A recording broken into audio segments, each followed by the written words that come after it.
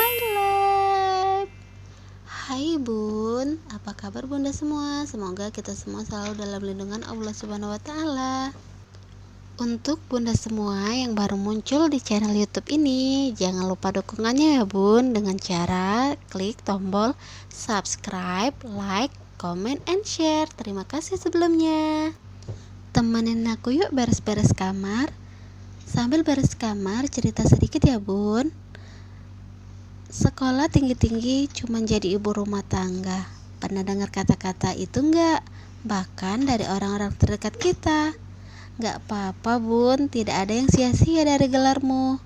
Dan menjadi ibu rumah tangga adalah pilihan terbaik dan sangat mulia bagi seorang wanita. Banggalah menjadi ibu rumah tangga, karena yang merawat suami dan anak-anakmu, istri yang berpendidikan.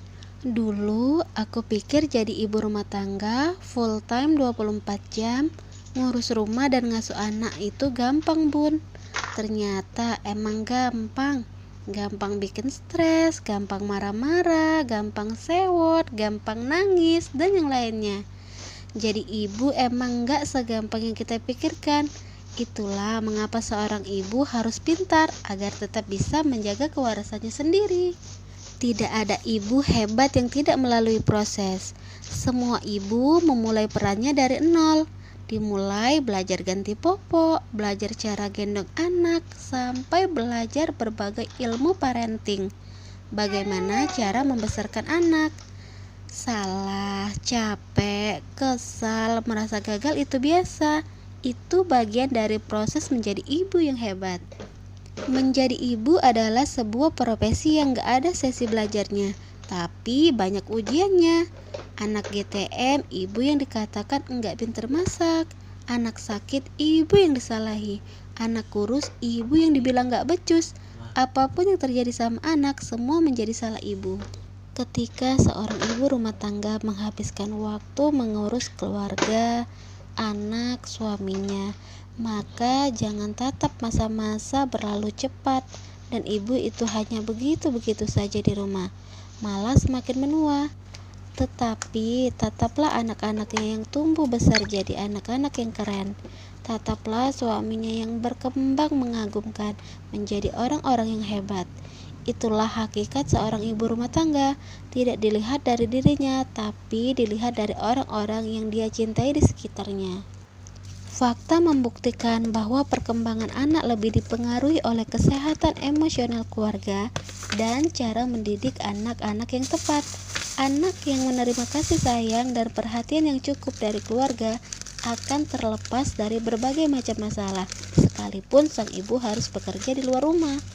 Saat keadaan membuat kita dalam posisi ibu bekerja maupun ibu rumah tangga, perbuatlah sebaik-baiknya.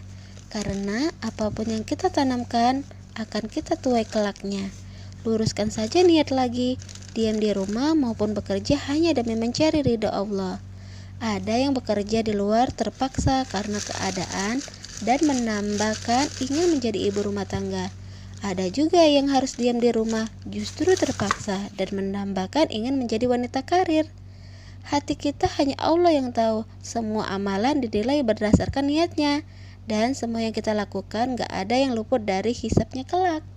Banyak yang bilang ketika sudah mempunyai anak, seorang istri sebaiknya jadilah ibu full time yang merawat anak-anaknya 100%. Pendapat itu memang baik, tetapi sayangnya tidak semua wanita bisa melakukan hal yang sekian demi rupa. Tidak masalah apakah kamu ibu yang bekerja atau tinggal di rumah. Kamu menyusui bayimu setiap saat. Orang-orang akan tetap memberi kritik atas pilihanmu. Yang terpenting adalah kamu hanya perlu melakukan yang terbaik untukmu dan untuk keluargamu. Sudahlah, tak perlu membanding-bandingkan ibu rumah tangga dengan ibu yang bekerja di luar. Berhentilah menjadi drama queen dan merasa diri lebih menderita dari yang lainnya. Setiap orang memiliki alasan yang mungkin tidak dimengerti orang lain. Setiap orang memiliki ujiannya tersendiri. Setiap keputusan mengandung konsekuensinya. Tak perlu menyakiti yang lain dan mungkin menghilangkan pahalanya. Wanita, apapun peranmu tetaplah luar biasa, baik ibu rumah tangga maupun wanita karir.